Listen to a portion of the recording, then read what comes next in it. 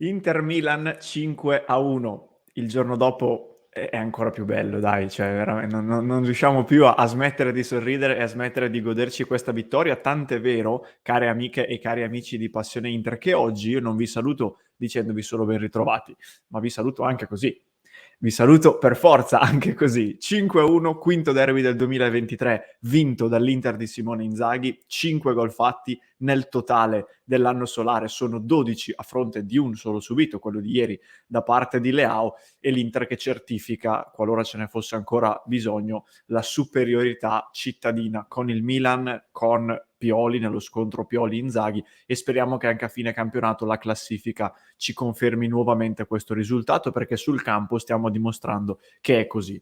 In questo contenuto, oltre a volervi ritrovare anche solo per il gusto di riconfrontarci tra interisti dopo un super derby vinto, voglio darvi giusto qualche indicazione in più, perché stamattina mi sono riguardato gran parte della partita, mi mancano gli ultimi 10-15 minuti dove però l'Inter ha fatto accademia, e ho notato delle cose molto interessanti che volevo sottoporvi in aggiunta a quelle di cui abbiamo già parlato ieri nel corso della diretta e degli altri contenuti, e di cui parleremo anche ovviamente nelle prossime ore. In particolare vi voglio far notare una cosa, che sarà quella da cui partirò fra poco, e che vi consente, se avete voglia di riguardarvi la partita, di capire come l'Inter ha imbrigliato il Milan e come Inzaghi ha preparato l'ennesima grande partita, perché questo allenatore avrà 1000 difetti, ma uno che non ha mai avuto, dal mio punto di vista, anche nei momenti peggiori, è la lettura della partita, la preparazione della gara prima di giocarla, appunto, nelle scelte, nelle intenzioni e nelle strategie.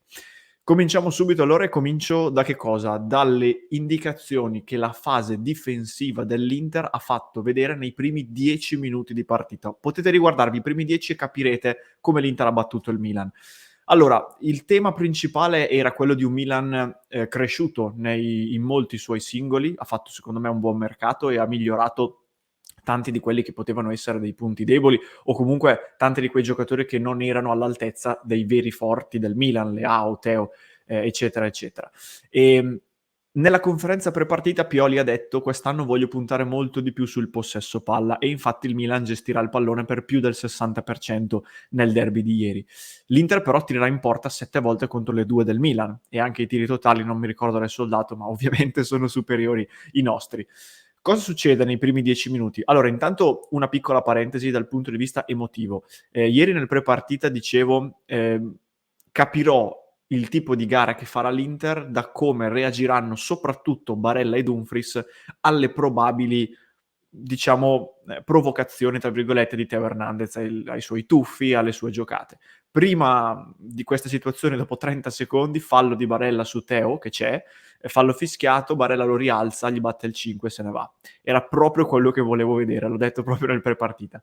E comunque, dal punto di vista tattico, dicevo, ehm, la prima scelta interessante che fa l'Inter, secondo me, e che poi riascoltavo dalla cronaca che in diretta non sentivo, ha fatto notare anche Stramaccioni su DAZN, era la scelta di chiedere ai due attaccanti Lautaro e Thuram non necessariamente di andare a uomo sui centrali, anche se poi di fatto la corrispondenza era quella, ma soprattutto di schermare i mediani del Milan, che erano Krunic e Calabria, che da terzino si accentrava, questa famosa mossa che in settimana è stata celebrata a non finire, anche se peraltro non è nemmeno una novità nel mondo del calcio, la fanno già in tanti, però comunque nel Milan lo era. Calabria si centrava, Krunic gli si metteva di fianco, i due mediani erano gli obiettivi, secondo me, degli attaccanti dell'Inter, che andavano a schermare la linea di passaggio. Per fare cosa? Per spingere il Milan sugli esterni. Sugli esterni cosa accadeva? Intanto sulla fascia sinistra del Milan le coppie erano Barella-Teo, Barella usciva per andare su Teo Hernandez, Dumfries rimaneva dietro per contenere Leao, e la cosa interessante era l'accoppiamento di Darmian con Reinders. Quindi il nostro braccetto andava a prendere la loro mezzala, e aveva il braccetto veramente facoltà di sganciarsi e di rompere la linea fino a vicino alla zona di metacampo, diciamo. E lo stesso accadeva a sinistra con Bastoni e Loftus-Cheek.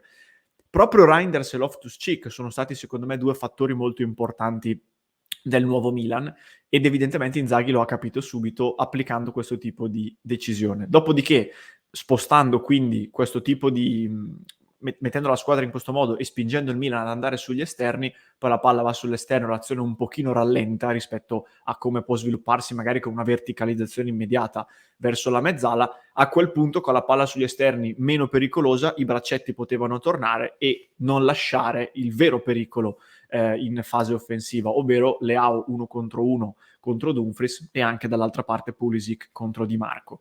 Questa scelta è stata secondo me perfetta di Inzaghi e è durata praticamente per 90 minuti, tranne per quei 30 secondi in cui l'Inter prende gol, ma fra poco ci torno. Questo si nota nei primi 10 minuti, se volete riguardarveli potete notarlo, e secondo me è quello che ha permesso all'Inter di compattarsi molto bene contro Milan. Poi naturalmente in fase offensiva, se fai 5 gol, direi che ci hai messo anche molto del tuo, e allora voglio cominciare appunto da questo, dal fatto che ieri due sono i migliori in campo, tutti hanno fatto benissimo e secondo me ce ne sono anche alcuni forse da celebrare un pochino più di altri, ma i due MVP assoluti sono stati Marcus Thuram e Henrikh Mkhitaryan.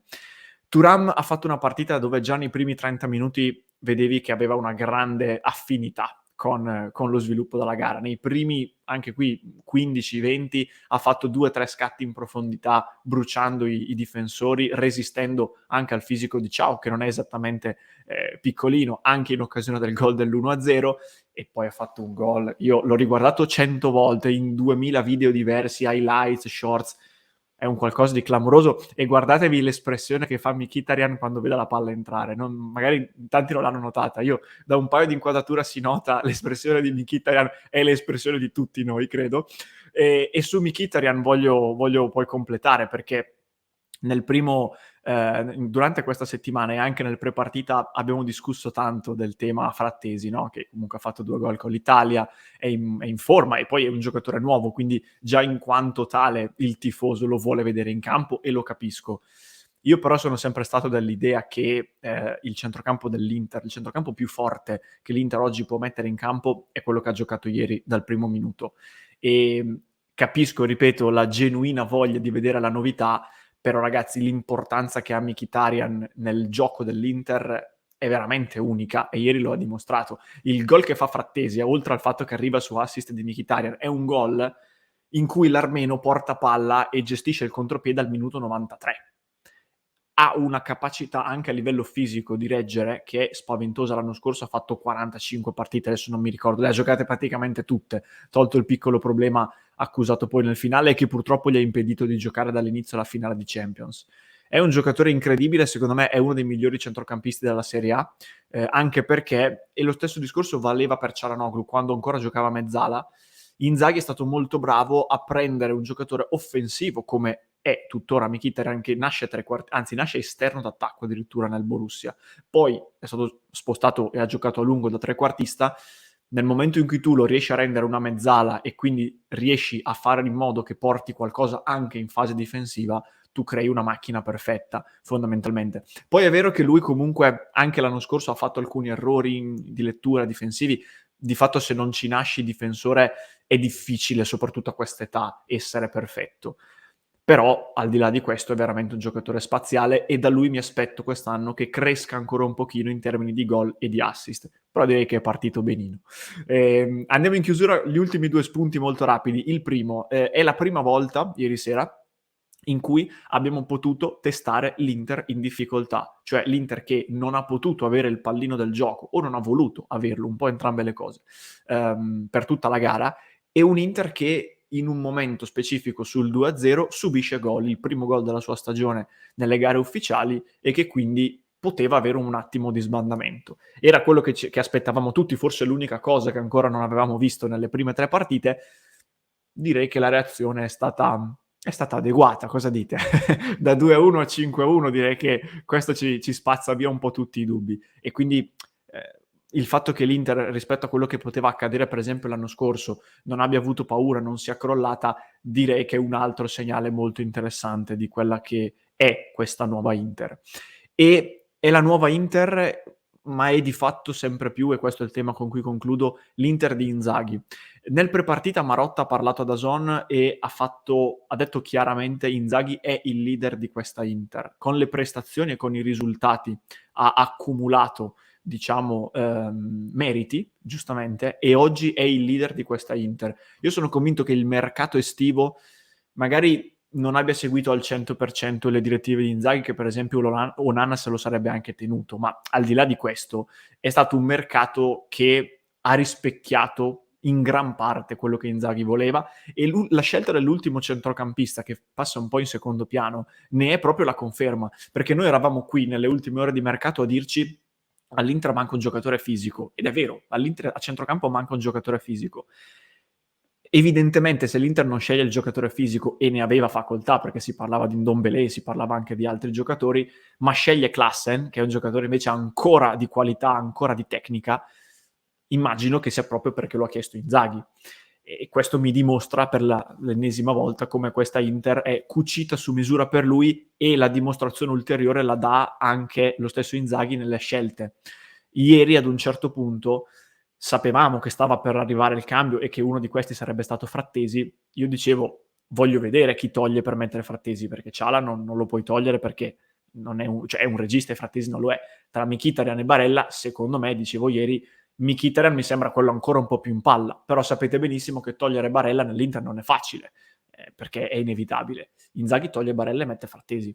E questa non è una scelta banale, secondo me. È una scelta che poi si è rivelata corretta, chiaramente, ma poi sappiamo come funziona nel calcio. Se poi fai una scelta che magari è anche corretta e che poi per 1000 altri motivi porta la squadra magari a fare più fatica, punti il dito sulla scelta e dici, ecco, non doveva mettere X togliendo Y. Invece toglie Barella, mette Frattesi poi farà anche gol e entra in campo con una voglia incredibile di fare gol, e lo dimostra togliendosi la maglia nell'esultanza, un gesto inutile di fatto, perché sul 5-1 al 93esimo prendi una munizione inutile, ma personalmente io, che spesso sono anche attento a queste cose, non ci ho dato peso, perché proprio si vedeva che lo stava sentendo, e va benissimo così. Alcuni spunti vari e sparsi ho provato a darvi in questo contenuto, continueremo a parlarne anche nella diretta di questa sera, che ci sarà, nonostante la domenica spesso ci prendiamo una pausa, ma dopo un derby vinto la diretta ovviamente ci sarà.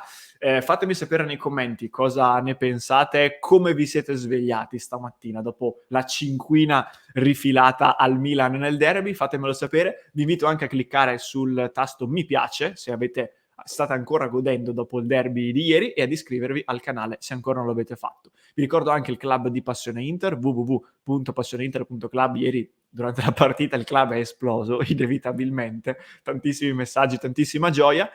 Infine, per chi mi segue in podcast, lo trovo in descrizione. Se mi segui su YouTube, qui alla mia destra trovi un altro approfondimento sul derby da recuperare.